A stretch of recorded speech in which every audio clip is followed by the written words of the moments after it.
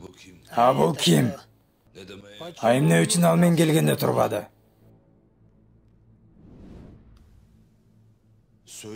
Бул Сөгүттүн имамы.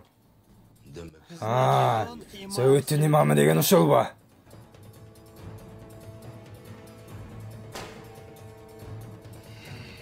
Командир.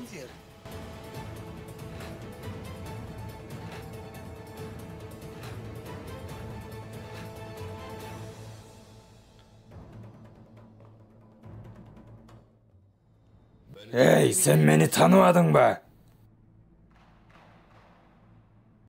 Тааныдым. Сен деген алынжак. Шаарлардын кыйратуучусу жана күнөөсүз адамдардын убалына калуучу. Демек сен биздин атагыбызды билет экенсиң да. Андай болсо, эмнеге дагы эле отурасың?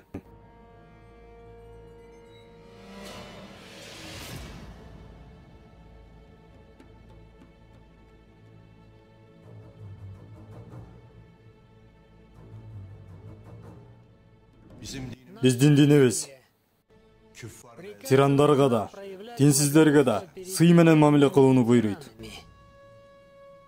Кимде ким жүрөгүндө иман болсо, Аллахтан башка эч кимге баш ийбейт. Биз каршыбыздагы адамга бир гана Аллахтын ыраазычылыгы үчүн гана сый көрсөтөбүз.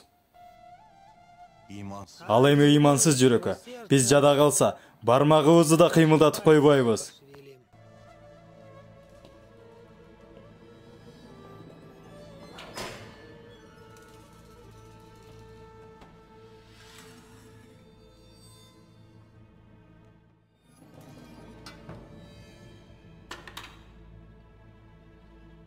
Демек сен баарын мойнуна алган биздин улуулугубузду кабылдабай турбайсыңбы?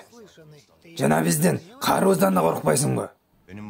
Менин жүрөгүм бир гана Аллахтын улуулугунан башка улуулукту кабылдабайт.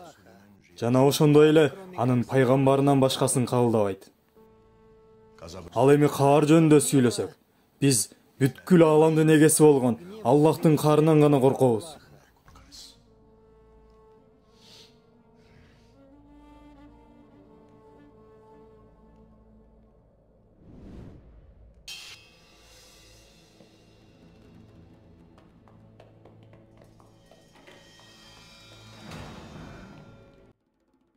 Менин кылычым сенин күрөө тамырыңдын алдында.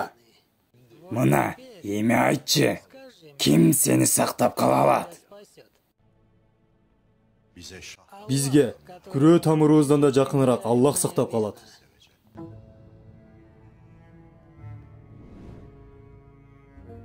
Силер үчүн бул дүйнө силердин үйүңөр сыяктуу. А биз үчүн болсо түбөлүктүү жашоого чейинки убактылуу гана жай. Силер бул дүйнөгө байланып калгансыңар, а биз болсо Аллахтын барлыгына жана бирлигине байланганбыз. Бүгүн сен кылычың менен жана ишеничтүү аскерлериң менен жолуңдан чыккандын баарын жок кыла аласың. Жана алсыздарга үстөмдүк кыла алаттырсың. Бирок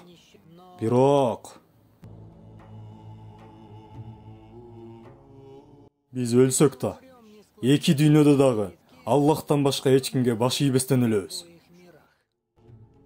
Оккунуң эки дүйнөдө баш ийбейбиз. Кандай гана кайраттуулук. Эй сен, кимге гана таянып атасың? Ким гана Аллахка таянса, ал Аллахтын коргоосунда болот. Эч ким Аллах каалабаган нерсени кыла албайт. Силер өзүңөрдүн мыкаачылыгыңар менен адамдарга эмес, Кудайга согуш ачтыңар. Ал деген каардуулардын каардуусу. Силер жакын арада түшүнөсүңөр, ким менен согушуп жатканыңарды.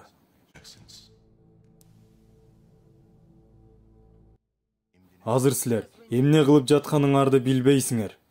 Силер мусулмандарга согуш ачуу менен өзүңөргө тозок эшиктерин ачтыңар.